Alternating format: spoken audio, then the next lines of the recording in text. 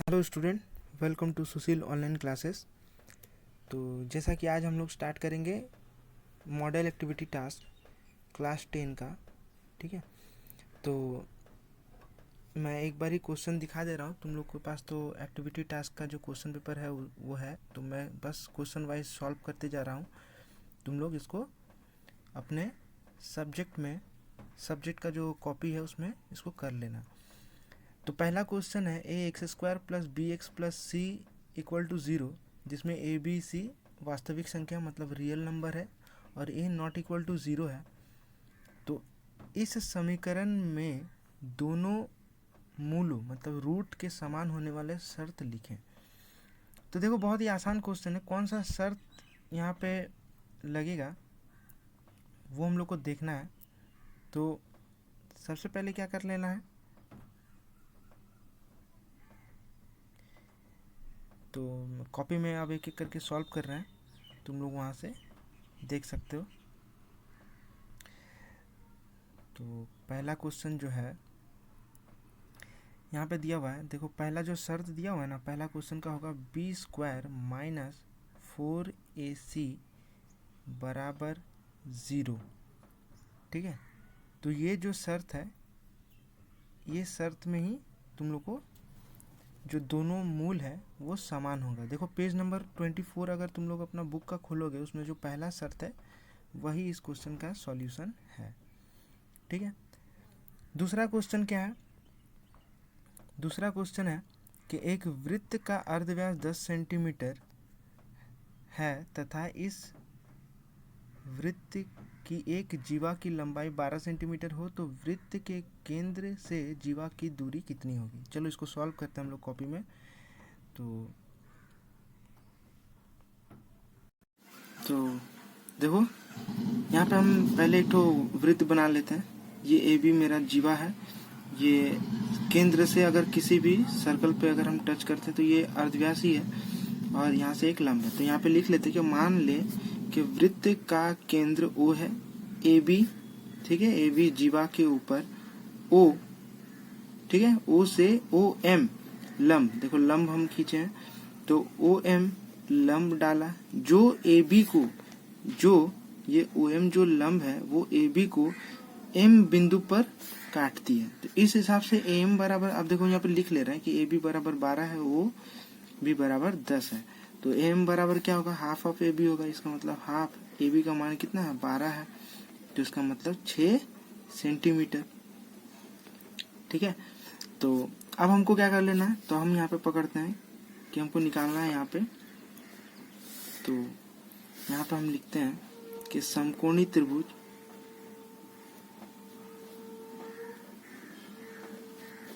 ठीक है, इसको सॉल्व करते हैं। तो हम यहाँ पे लिख लिए कि समकोणी त्रिभुज BMO, ठीक है, में यहाँ पे हम OB, देखो ये जो है ये यहाँ पे समकोण त्रिभुज बन रहा है। तो OB क्या है, कर्ण है, BM क्या है, आधार है, और OM क्या है, लंब है। तो हम लिख सकते हैं यहाँ से कि कर्ण का स्क्वायर बराबर लंब का स्क्वायर प्लस जो है आधार का स्क्वायर, पिथागोरस प्रमेय से। अब हमको निकालना क्या है कि जो जीवा से केंद्र की दूरी निकालना, मतलब OM का मान निकालना। तो हम यहाँ से लिख सकते हैं कि OM बराबर का होल स्क्वायर, यहाँ पे OB का स्क्वायर माइनस MB का होल स्क्वायर। OB का मान कितना निकाले हैं, OB का मान है 10, ठीक है, इसका होल स्क्वायर। और देखो यहाँ पे एम, अच्छा ये यहाँ पे BM करते हैं, BM ये लिखो या MB लिखो, एक ही है। तो BM का मान हम लोग का 6 निकला था, 6 का होल स्क्वायर। तो यहाँ पे 100 माइनस 36 अगर करोगे तो 64 आएगा। तो OM बराबर हम यहाँ पे वर्गमूल से निकाल सकते हैं, ये 8 सेंटीमीटर। तो केंद्र से जीवा की दूरी कितना हो गया, 8 सेंटीमीटर हो गया।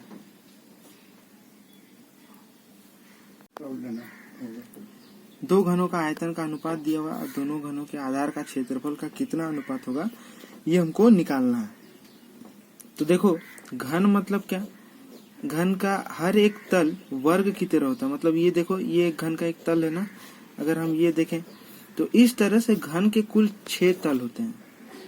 ठीक, तो यहाँ पे वही पूछा है कि दो घनों का आयतन का अनुपात दिया हुआ है तो दोनों घनों के आधार का क्षेत्रफल का अनुपात कितना होगा। तो चलो इसको सॉल्व करते हैं।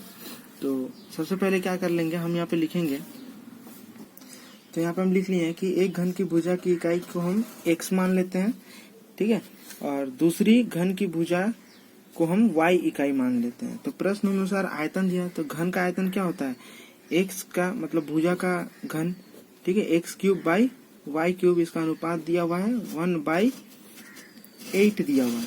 तो देखो अगर हम x बाई y हटाते हैं और यहाँ पे क्यूब रूट लग जाता है 1/8, तो इसका मतलब यहाँ से हमको क्या मिल जाएगा, x by Y equal to 1/2 मिल जाएगा।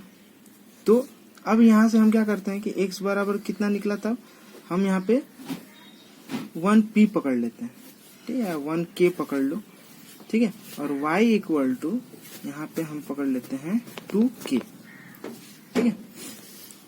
यहाँ से मतलब दोनों भुजा का देखो यहाँ पे रेशियो हम निकाल लेते हैं, तो रेशियो को हम क्या करेंगे, यहाँ पर k मान लेते हैं, तो मान लेते हैं,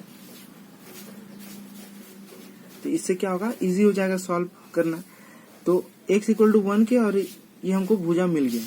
तो अब बोला है कि जो आधार का क्षेत्रफल है, अब हमको पता है कि घन का जो क्षेत्रफल है, समग्र तल का क्षेत्रफल, वो क्या होता है, तो एक घन का समग्र तल का क्षेत्रफल होता है 6x², यही ना, 6 गुना 6 तल होता है, तो हर एक तल का जो क्षेत्रफल निकालेंगे तो x², तो 6 तल का क्षेत्रफल कितना होगा, 6x² होगा यहाँ पे। और उसके बाद दूसरा जो घन है उसको भी, जो जिसका भी भुजा को हम y मान लिया, तो उसका 6y² होगा। तो अब हम यहाँ करेंगे अगर, तो 6 गुने 1k का होल स्क्वायर, यही ना, और 6 गुने यहाँ पे 2k का होल स्क्वायर। तो देखो 6 काट देते हैं और यहाँ पे हो जाएगा 1k² और यहाँ पे 4k²। तो k² काटो तो आधार का जो क्षेत्रफल निकलेगा वो क्या निकलेगा, 1/4 निकलेगा।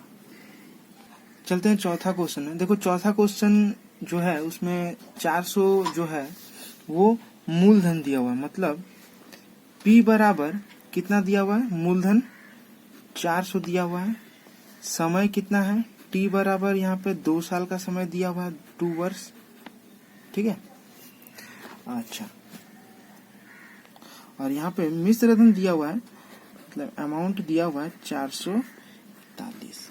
तो ब्याज दर निकालना, मतलब हमको यहाँ पे r निकालना हुआ, ठीक है।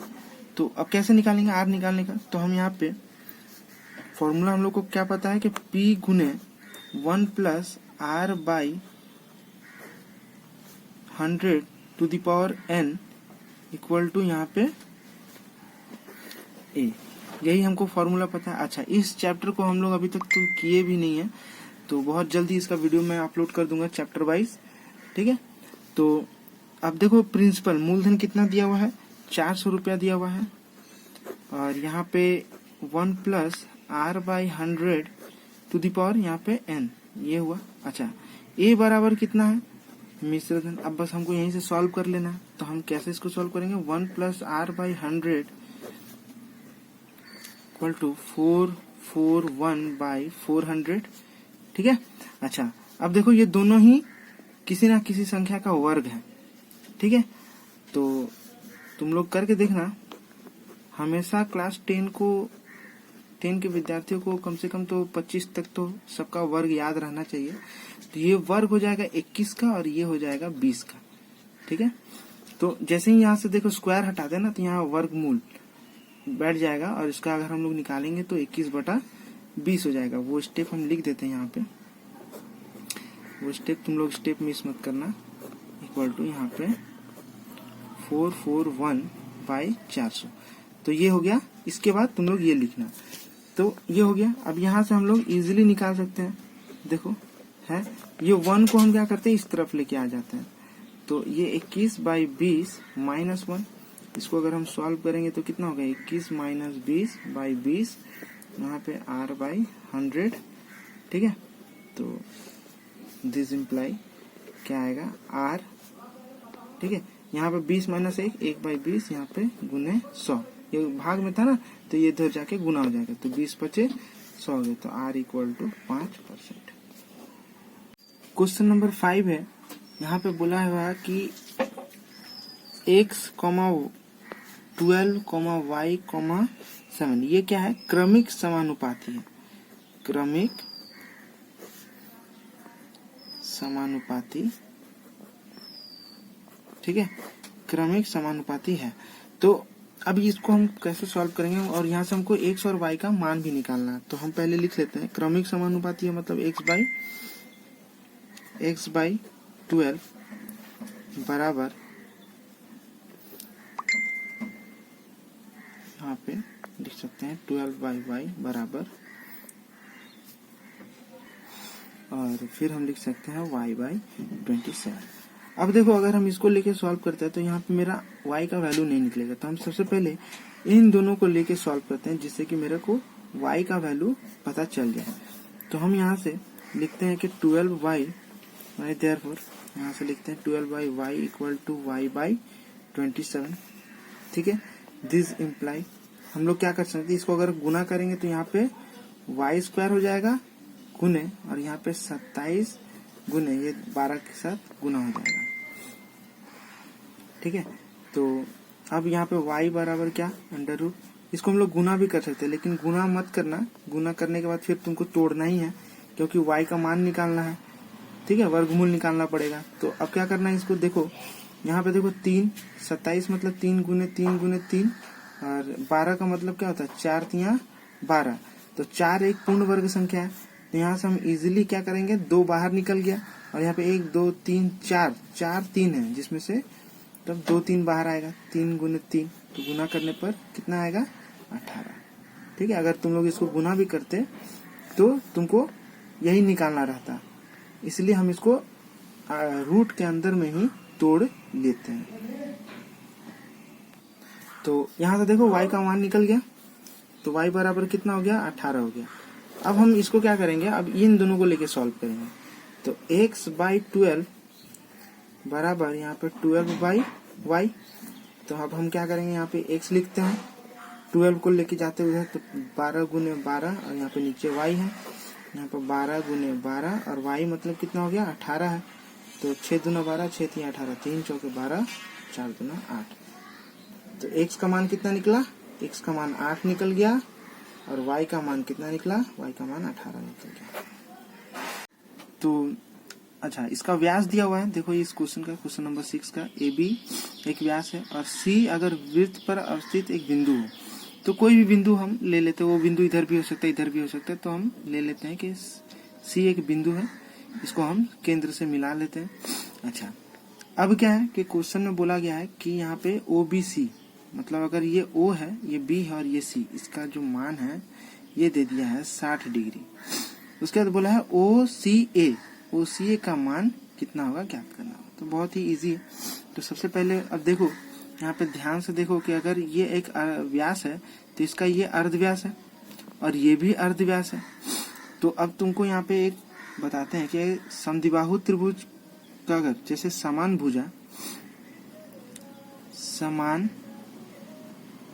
भुजा की विपरीत कोण, जैसे इस भुजा का विपरीत कोण कौन सा होगा, ये होगा, और इस भुजा का विपरीत कोण कौन है, ये है।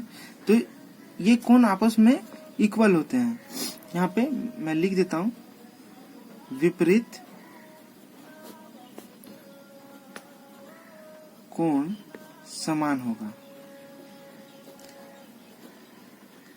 ठीक है।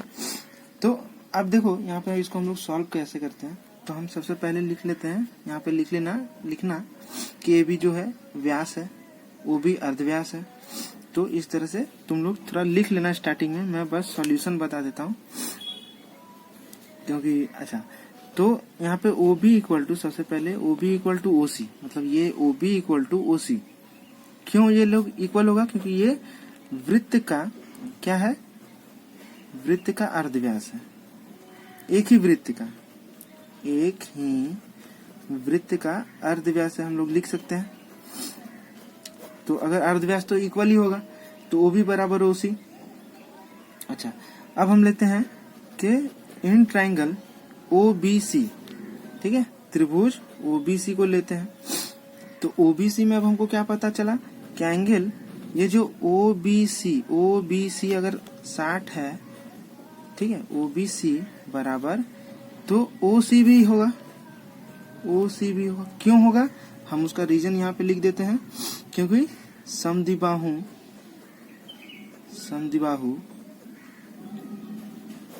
त्रिभुज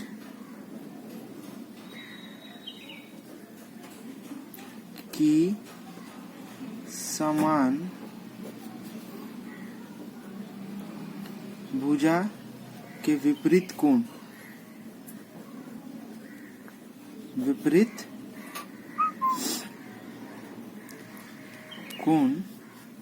समान होंगे। तो अगर OBC अगर 60 है तो OCB भी 60 डिग्री होगा, ठीक है, समान होंगे।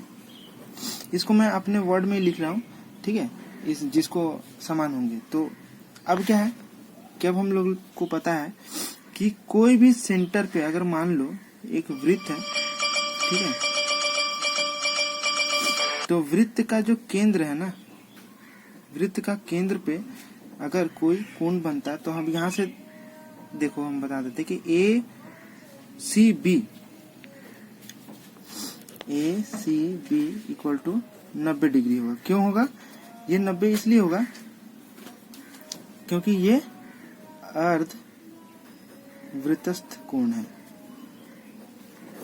अर्ध वृत्तस्थ कोण हमेशा ये समकोण होता है, ठीक है।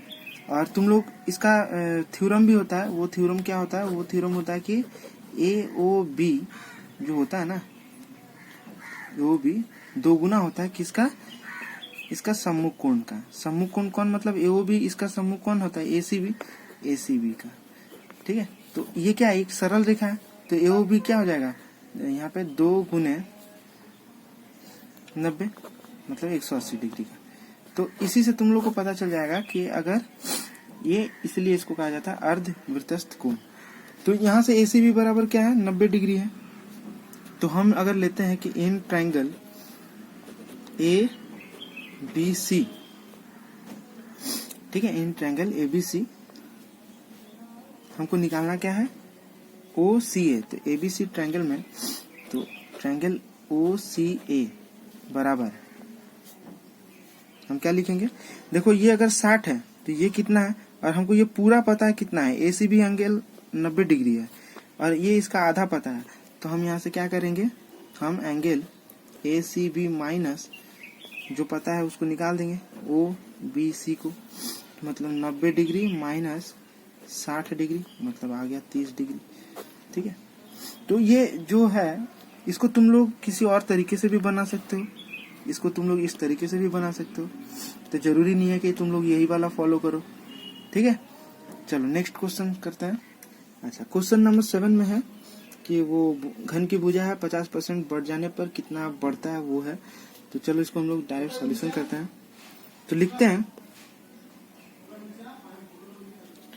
कि माना कि, तो हम यहाँ पे लिख लेते हैं कि माना कि घन की भुजा x है, तो घन का जो एक तल का क्षेत्रफल, अब देखो पता ही है तुम लोगों को घन कैसा होता है, घन का हर एक तल वर्ग की तरह होता है। अगर हम उसको इस तरह से बना दें, और तो इसमें टोटल 6 तल होते हैं, ठीक है। तो 6 तल, तो हम एक तल का क्षेत्रफल अगर 6x² निकालते हैं, सॉरी x² निकालते हैं, तो घन की 6 तल का क्षेत्रफल कितना होगा, 6x² वर्ग इकाई होगा, ठीक है। तो अब बोला है कि घन की, प्रश्न में बोला हुआ है कि घन की प्रत्येक, ठीक है, प्रत्येक भुजा की लंबाई, प्रत्येक भुजा की लंबाई 50% बढ़ने पर, ठीक है, बढ़ने पर, तो जो भुजा है, भुजा की लंबाई कितनी हो जाएगी, अगर भुजा की लंबाई x है और उसमें x का 50% बढ़ जा रहा है, ठीक है। तो x का 50% मतलब x बाई, और यहाँ पे x बाई 2 मतलब 50/100 होगा ना, तो 2 बार में कट जाएगा तो x/2 हो जाएगा। इसको सॉल्व करेंगे तो आ जाएगा 3x/2। तो तो अब देखो घन की जो भुजा हो जाएगी वो इतना हो जाएगा। तो यहाँ पे हम लिखेंगे बढ़ा हुआ भुजा का क्षेत्रफल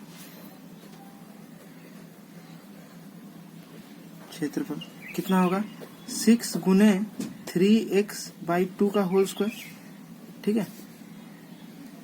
है, बढ़ा हुआ 6 तल का हमको क्षेत्रफल, भुजा का क्षेत्रफल निकालना है।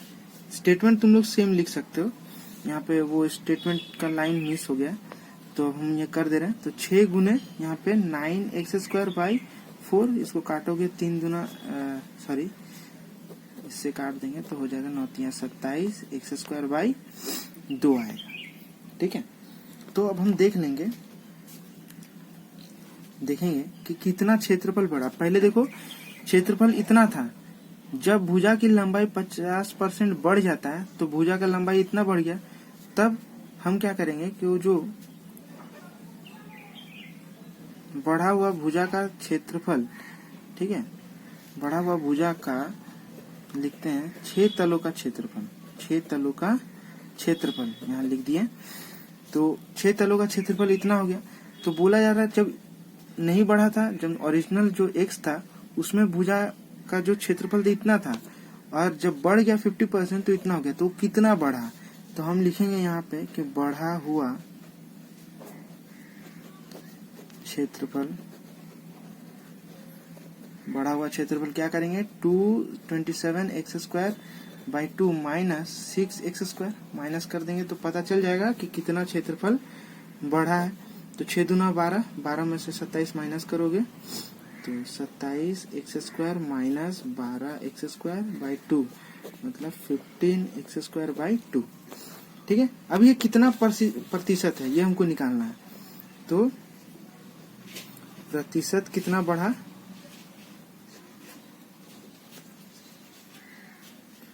प्रतिशत बढ़ा बराबर, ठीक है, बढ़ा हुआ 15x²/2।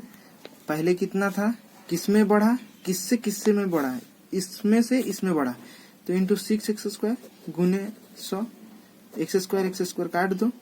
ठीक है, 3 × 5 = 15, 3 दूना 6 और 2 से काटोगे 50 और 2 से काटना है तो 25। तो 25 गुने अगर हम ये हुआ काटेंगे तो 25 गुने 5 मतलब 125% का बढ़ोतरी हुआ। नेक्स्ट क्वेश्चन है, देखो ये वाला, ये जो द्विघात समीकरण का जो क्वाड्रेटिक इक्वेशन का जो पहला चैप्टर है, इसके ऊपर भी वीडियो नहीं बना है, तो बहुत जल्दी इसका वीडियो भी चैप्टर से रिलेटेड अपलोड कर देंगे।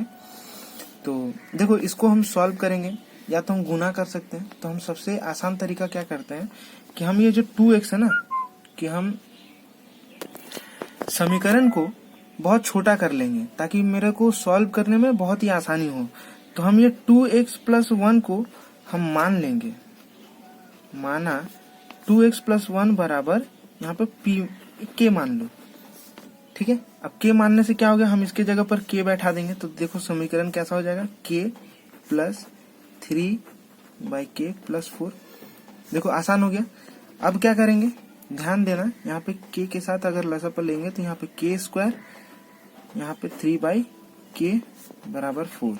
दिस इम्प्लाई, मतलब इसके बाद वाला स्टेप हम इधर कर देते हैं तो होगा यहाँ पे k² + 3 4k। अब सारे समीकरण को हम इस तरफ लेके आ जा रहे हैं, मतलब k², ये जो 4k है ना इसको इधर लेके आओ तो -4k + 3 = 0। अब इसको हम मिडिल टर्म फैक्टर कर लेते हैं तो k² - 3k - 1k + 3 = 0। ठीक है, अच्छा अब हम क्या करेंगे, यहाँ से k कॉमन ले लो तो अंदर बचेगा k - 3 और यहाँ से -1 कॉमन ले लो, ठीक है, बराबर 0। तो k - 3 और यहाँ हो गया k - 1। अब देखो कितना आसान हो गया कि k का वैल्यू हम निकाल लिए। तो आइदर k - 3 = 0 और k - 1 = 0। अब देखो क्या करना है, k का मान क्या पकड़े थे हम लोग, 2x, तो k के जगह पर हम 2x माइनस 1 बैठा देते हैं। तो सबसे पहले k बराबर 3 कर लेते हैं और यहाँ पे k बराबर मतलब माइनस को उधर लेके चल जा रहा है तो 1 हो जाएगा। तो k के जगह पर क्या बैठाना है 2x प्लस यहाँ पे हम चलो 1 बैठाते हैं तो यहाँ 3 हो गया। तो 2x यहाँ पे क्या होगा 1 को उधर लेके जाएंगे -1 मतलब 2x बराबर 2 मतलब x बराबर 2 के साथ एक बार में कट गया मतलब x का मान 1 निकल गया। अब यहाँ पे क्या करेंगे यहाँ पे हम लोग 2x प्लस 1 बराबर 0 तो नहीं है 1 है तो 2x यहाँ पे 1 - 1 मतलब 2x बराबर 0 तो x बराबर 0। ठीक है, तो यहीं पे मेरा जो मॉडल एक्टिविटी टास्क है वो खत्म हो गया। नेक्स्ट वीडियो बहुत ही जल्द अपलोड कर देंगे।